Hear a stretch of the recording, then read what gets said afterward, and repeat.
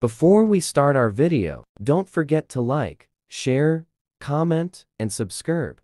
Hit the notification bell icon to notify and for next new videos on my YouTube account. And don't forget to follow me on my social media accounts.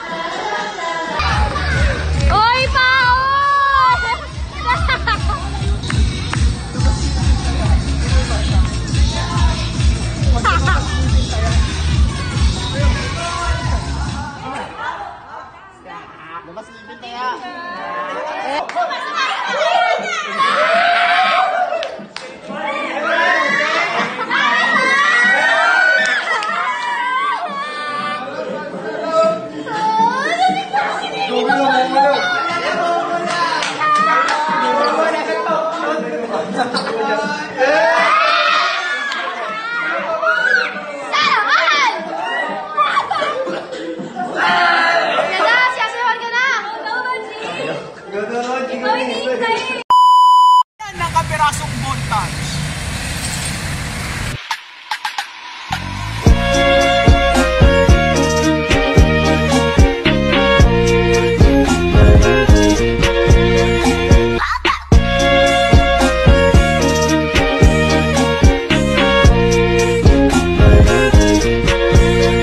This video is for entertainment purposes only. We do not, in any way, or harm anyone. Please watch at your own risk and get ready to laugh out loud. So sit back, relax, and enjoy. Yo, what's up sa inyo lahat? Welcome naman sa ating panibagong video. And for today's video ay another unreleased na naman ay maitatampok natin dito sa ating YouTube channel. At ito nga pala ang unreleased vlog number 16. So today ay nandito tayo ngayon sa St. Michael's Institute para isa na namang event na ating ihahanda. Pero buong section, which is ang section ko at ang buong section namin ay may feature natin dito sa ating YouTube channel. Ay isang kahulugan lang nito ay magkakaroon lang kami ng isang outreach program. Today is a wonderful blessing day dahil ngayon lang kami nagkaroon ng event ng buong section lamang. And syempre to have a great time para mag-bonding kasama ang buong section, pati na rin ang mga bata na gusto makisaya, maki-enjoy at mag-aral sa salita ng Diyos. Meron rin na pa-rosary, palaro at event at meron din silang Bible study na para na ring cell group kung titignan. Ito ay dahilan para mag-celebrate natin ang feast day ni Mama Olom at syempre naisipan na rin ng advisor namin na gawin itong program na ito para makapagpasaya lang ng mga bata. Kaya bago ang exciting part ng event na ito at bago umpisaan ang program natin ay titignan mo naman natin kung ano ang mga kahandaan na ginagawa nila dito bago ang outreach program.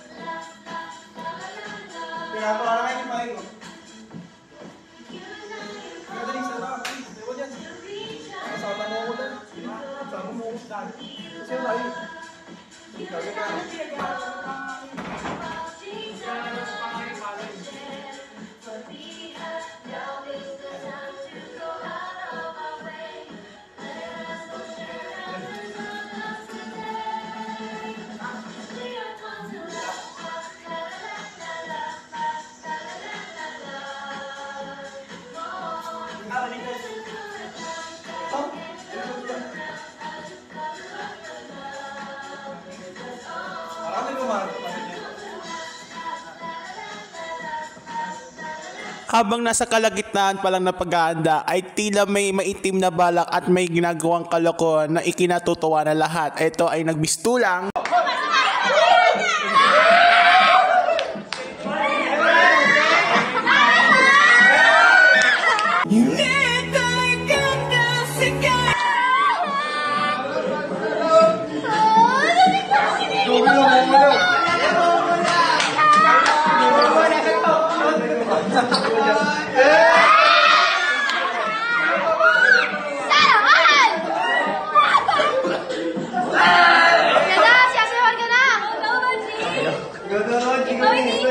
Well, ang karamihan sa mga kaklase natin ay busy pa sa paghahanda. At ito naman ang ibang kaklase namin ay pumunta sa palengke para bumili ng ingredients na ihahanda natin para sa mga bata. Syempre, hindi mawawala dyan ang pagkain para sa mga bata. Kahit sopas at tinapay lang yan, ox na yan. Basta ang mahalaga, yun yung magkakasya sa budget.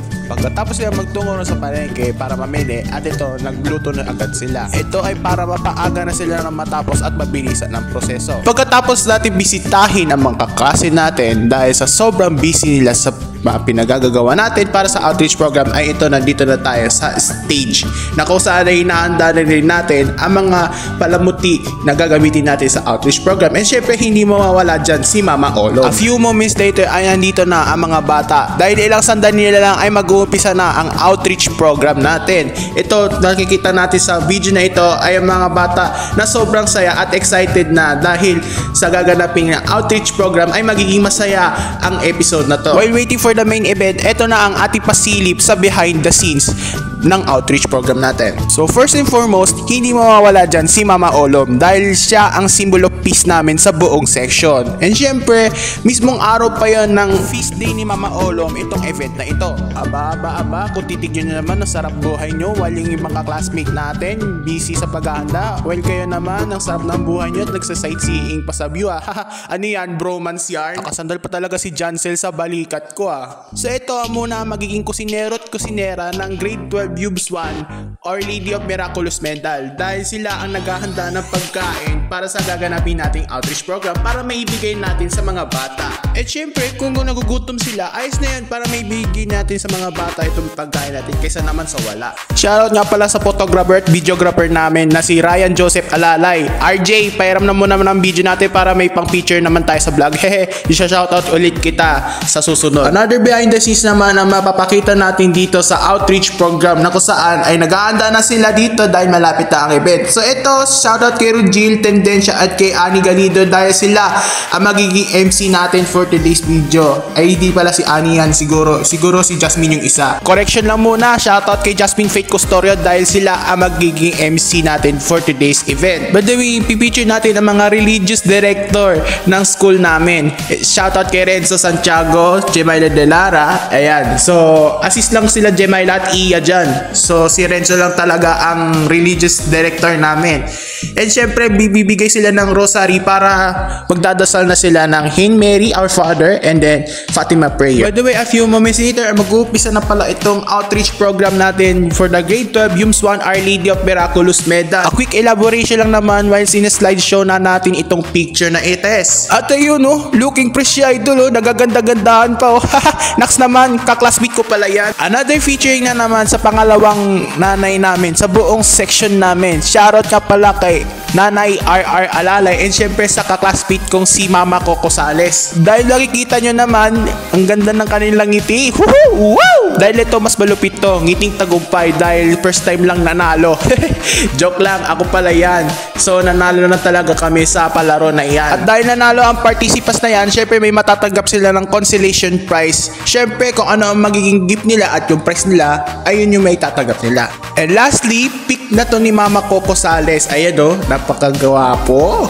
Pasensya na guys, ng some other clips lang naman ay mauulit dahil sa GC namin yan kinuha. Kaya ko lang to nagawa dahil para may content tayo at syempre archive video ko na rin ito. Ganyan talaga guys, pag tinatamad tayo mag-edit, inaabot to ng 1 o 2 taon bago ko ma-upload to. Pero okay lang yan, as usual, normal lang talaga yan sa mga content creators na kagaya ko. After na mabilisang pasilip sa behind the scenes at quickie elaboration lang naman sa mga picture na pinagkukuha ng videographer videographer namin at photographer namin para sa outreach program namin. At ito na ang main event na hinahanap at inaantay ninyo. Dito sa part na to ay nag-umpisa na ang outreach program natin. Kaya lahat ng mga classmate namin ay ginagagather na sa stage para sa event na ito. Kaya naman sit back, relax, and enjoy our video. Kaya bago ang lahat, huwag niyo lang kakalimutan mag-like, share, comment, and subscribe sa ating YouTube channel at pakiclick na rin ang notification bell icon for more upcoming videos. So sit back, relax, and enjoy our vlog.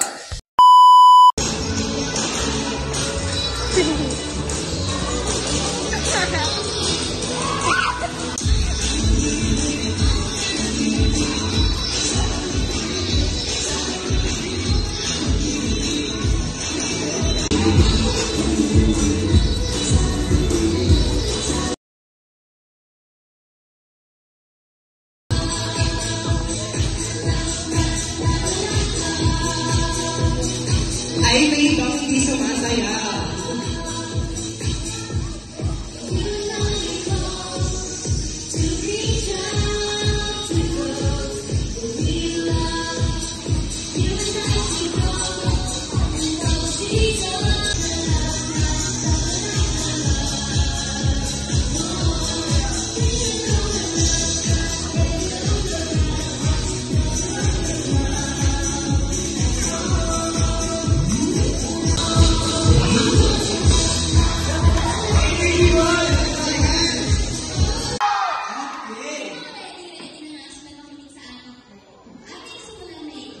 Ang magiging MC sa araw na ito ay walang iba kundi si Francis Jeffrey Sales o si Mama Coco, and syempre ang partner niya si Jasmine Faith Custodio. Shoutout sa dalawang MC sa event na ito sa outreach program natin. By the way, pagkatapos ng sayaw at sa mga rosary events na ito ay nagtanong ng mga bata kung ano yung mga natutunan nila doon sa gagawin nating event pala. Sorry, nauutal-utal ako sa mag-voice over ko na to. Syempre.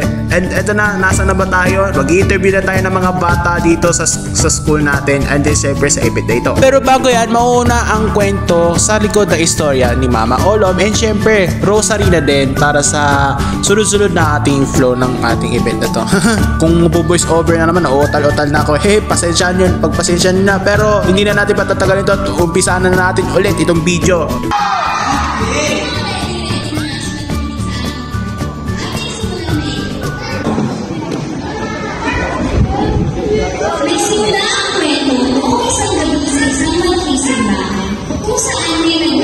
Sister Cathy Lago. Dahil siya ay isang magasaling babae, may nagtutulong sa kanya ng isang bagay ulit na siyang sinagdan sa Israel. As it was in the beginning, is now, and ever shall be, world without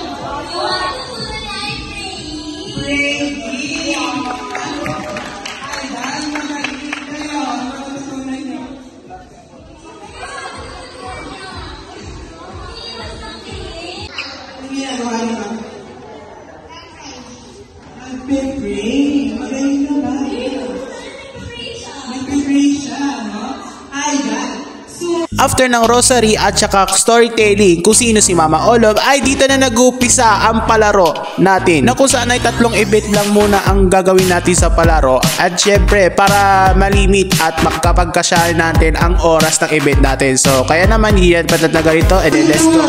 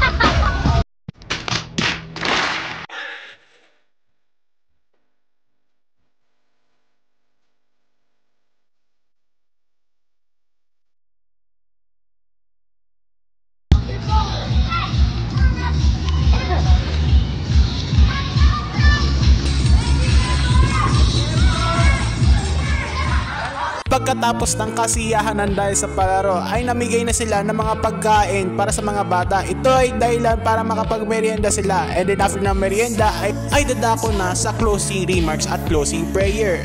Dahil dito na matatapos ang ating outreach program for today's video. Dahil dyan ay another behind the scenes and pics na naman ay ma-feature natin dito sa YouTube channel, and then di ko napabahin to dahil mabilisan na lang yan. Dahil dito na nagtatapos ang ating video for today's content. Maraming salamat sa inyo and then sa suporta sa atin. And then sa binigay natin tong event na ito, ayos lang sa akin, but thank God ay natapos ito na matiwasay.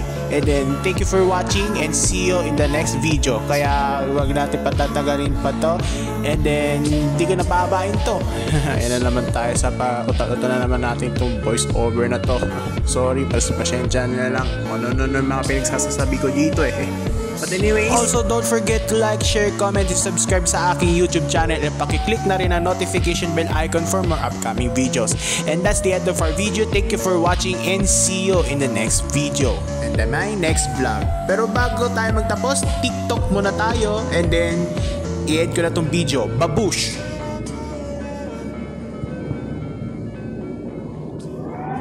You used to call me on my cell phone.